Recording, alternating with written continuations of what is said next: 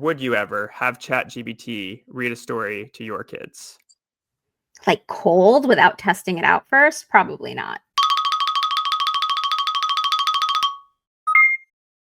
Hi, welcome to Reality Checks with Brian Reitz. That's me. On Reality Checks, guests propose a survey question to ask 1,000 Americans. We run the poll, and then they try to predict the results.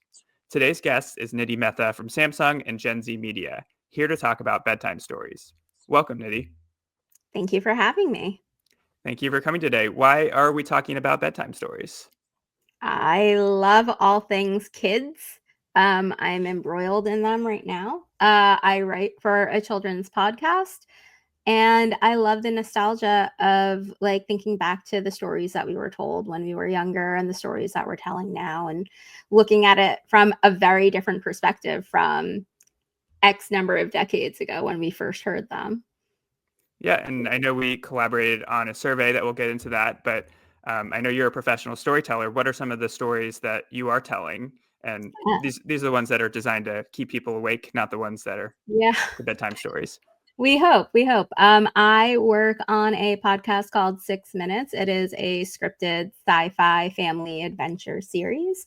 And we've gone through a number of iterations of it. And we are on a time traveling journey right now with some of our main characters. So we're hundreds of episodes into the entire 6 Minutes world. And I can't keep myself from writing more. It's just so much fun. I hope everybody who listens to it enjoys it as well.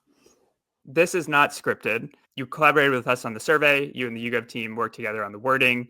YouGov took that survey to its panel of Americans. We have 6 million people on our research panel. We asked 1,000 of them. The survey that we worked together on analyzed the results. You haven't seen them, and we'll be finding out what Americans really think at the same time as the audience. But first, we're going to ask you to guess the results. Are you ready? As ready as I'll ever be. All right, let's dig into it. Do America's parents in 2025 read bedtime stories more or less frequently than they were read to themselves? I am going to go with more. I feel like we're a very research-based society, and research has shown us that it is beneficial to read to your children. And so I think people take it to heart and try. Research has shown stuff. People haven't always responded to research. This is true. But in this instance, it looks like you're right. What do you see here on this chart? All right. So we see that they read more every night than they were read to themselves. I think overall they're reading more to kids than they were several times a week. I think that's strong. I think several times a week is strong. I think every night is like, that is something to strive for, but that as a mom, I can say that's very hard to do. So I'm pretty impressed by the fact that it's even 22%.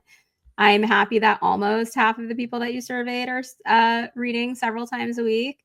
And I'm sad that 30%, almost 30% of the surveyed people were never read to as children. Like, that makes me really sad. So this is really interesting. But they are paying it forward. They're doing more than was done for them, or so they say. Yeah, I think so. It looks like a gradual increase, but an increase nonetheless. Moving to the next one, we found that 22% of Americans would consider using AI to read a bedtime story to their kids. Would you ever have ChatGPT read a story to your kids? Like cold without testing it out first? Probably not. I would test it out to make sure, they had voices and inflection and things like that are important to storytelling. But I would be really afraid of like a monotone AI story being read to my children. I think it would scare the living daylights out of them. So it's not about the content, it's about the delivery. Everything is about the delivery in life. Where do you think in America people are more likely to do that? So we have the South, the Northeast, the Midwest, and the West as our options. So my instinct is to say the Northeast, but part of me is also saying the West. I'm gonna go with the West. And I just think because of all the startups and everything that's happening out in the West, that maybe they'd be more inclined to, if not use it as like a daily basis thing or something that's just easier for them, they'd be using it for research to see how it works out West. Silicon Valley, Yeah. storytelling in LA. You would think that, but we actually found that the South was the Wow. most likely to use AI for bedtime stories. That's interesting. I wouldn't have guessed that at all. I would have put it. I was between Northeast and West, but Northeast is a very close second. I see. Um, that's fascinating. Did this go any like deeper? We can In go deeper. okay, We didn't put it together for the yeah. podcast. No, that's okay. I'd love to know where in the South this is. Well, Like we are really. planning to publish some of these charts on the YouGov site with a link Hmm. to this episode. So we'll put an extra layer into this Like chart.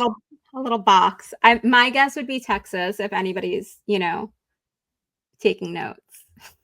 We hope people are taking notes. Yeah. I always love Awesome. to That's watch podcasts and write down as I watch them. yes. Your podcast notebook, handy dandy. Another one for the notebook. What is more popular with Americans, Winnie the Pooh or the Berenstain Bears? I would say today, Winnie the Pooh. Today, Winnie the Pooh. Yeah. And this is, I guess I should clarify, the question wording was favorite bedtime stories, which we established up front. But if you're Yeah. just tuning in, you walked into a room, someone's watching the world's best podcast, Yes. and you don't know what it is, bedtime stories. You Yeah. said Winnie the Pooh. The answer is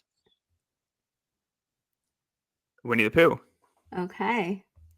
But just barely. Just barely. And Just with barely. moms, it's actually the Berenstain Bears. That's interesting. So I thought Winnie the Pooh because it's so quotable, and I feel like people put the quotes on like their children's nursery walls and things like that. And so you just naturally, when they're a little older and you start reading to them, frequently you would lean towards that. But the Berenstain Bears did have that little controversy that was brought up recently on the spelling of the name. And by recently, I mean like maybe 10 or 15 years ago. So not that recently, but okay, this is interesting. What's the controversy? I can't remember it exactly, but it was like the spelling of the name had an extra E at some point, or it has an extra E now and didn't at some point. So at some point in the publishing, there was an E that was not there that's there currently. I think I have that right. I'll have to look it up again, but there was this like controversy of like where did it go and have we been pronouncing it incorrectly and why the change. It got really deep. I didn't doom scroll that much on it. But yeah, it was interesting on like the spelling and the decades in which there was an E versus there wasn't. It sounds like a mystery afoot. Yeah. Maybe one day, if this show is named Reality Cheeks, people will Yeah. be digging into the mystery itself. Maybe. What bedtime stories are named as favorites by more U.S. dads than moms? I'm going to say longer ones like chapter books. I feel like dads may like that continuation and like leaving a kid in suspense more, where moms are kind of like, okay, we're done, go to bed. I also think chapter books allow for kids to get sleepier because they're longer. And so maybe if we were going off of this list, like I would say the Harry Potters would be something that the dads lean towards. Very close. Ah, okay. I think Okay. Harry Potter was 0.05% or Oh, something. really? Oh.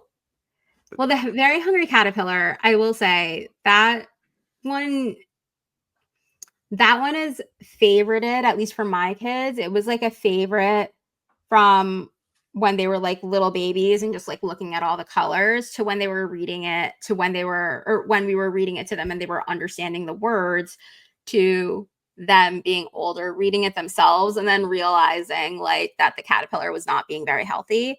and getting to that understanding. So I feel like there's something in the consistency of it that might be appealing for a long period of time. I can't say that I have read The Very Hungry Caterpillar recently, but I should. Oh, you have to. It's solid storytelling, in my opinion. But is it the most solid storytelling? This is what Oh, everybody's dying to know. This is why we're here. What yeah. is America's favorite bedtime story? And I can share the list of all the Yeah. options. Yeah, let's pop up the list.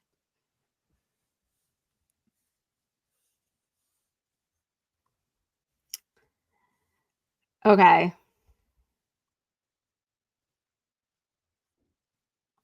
I don't know why I want to say this because I don't fully agree because it's not my favorite, but I feel like it is a staple and every house has at least one copy, if not 19, because they were gifted them. But Goodnight Moon.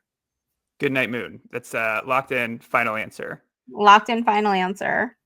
Any other ones you want to throw out? Because we have a top 5. Okay. I would go back to, I think Very Hungry Caterpillar would definitely be on there. I would say something from the Harry Potter series would be up there. I'd like to think that Mo Willems books would be up there, but since they're a little bit newer, maybe not. And I'm just going to throw one more in there that I think might be in there, which is probably, I feel like maybe some Dr. Seuss books. Okay, we've got Dr. Seuss books, Goodnight Moon, Mo Willems books, Very Hungry Caterpillar. That's And the maybe Harry Potter. Yeah. and maybe Harry Potter. Yeah. The reality is Dr. Seuss books All right. Okay. Oh, I'm and glad Goodnight Goodnight Moon. Moon was on there, though. That was kind of a shot in the dark. Yeah, and I do think Dr. Seuss books is arbitrary. There's many books. I don't Right. know if Goodnight Moon is working with as much. Right. That's true. You do have plenty of options to choose from. So, or grab at. I love this. I love this list. I think it's solid. Dr. Seuss books can sometimes be questionable, but they are a good time and they're really great for early reading, learning skills, from what I understand. So, really great. Winnie the Pooh, like I said, super quotable. Berenstain Bears, um, you know, they're just that classic family and they get into a lot of hoopla, so that's fun. Goodnight Moon, super easy read, very rhythmic, may help that child start shutting their eyes. And Where the Wild Things Are was never a favorite of mine, but I feel like I should revisit it. I know they made the movie. Mm-hmm. Do you think that Dr. Seuss books will find out there was an extra E all along and they're actually called Dr. Seuss books? Oh my goodness. Can you imagine the controversy? It would take over all of the media, which would be phenomenal. I would appreciate that.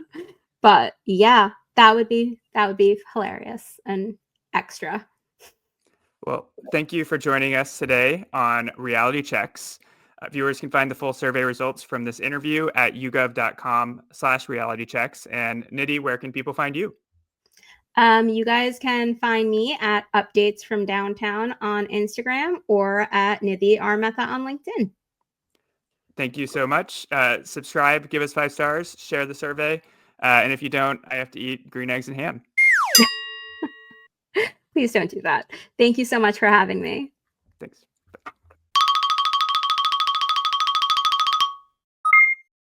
Thank you for watching Reality Checks.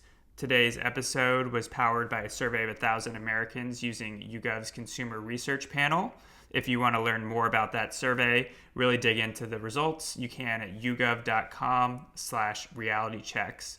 You can also find a link to run your own survey, which we would love for you to do because that means that we can say, hey, this is going well. Let us make more episodes, which is something that hopefully you want if you're watching this. If not, I hope that you can find something to do with your time that you do like to do.